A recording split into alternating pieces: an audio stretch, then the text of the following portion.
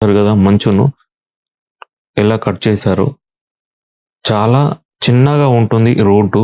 మొత్తం మంచుతో నిండిపోయింది. చూసారు కదా మొత్తము. చాలా నెమ్మదిగా వెళ్ళాలి. కానీ రొటాంగ్ పాస్‌లో మాత్రము అక్కడికి వెళ్తే ఆ మంచులో చిన్న పిల్లలు గానీ, పెద్దవాళ్ళు గానీ అసలు చాలా ఎంజాయ్ చేయొచ్చు. యాక్టివిటీస్ కూడా చాలా ఉంటాయి. అది చూసారు కదా! ఇక్కడ్నుంచెల్లి స్టార్ట్ అయింది.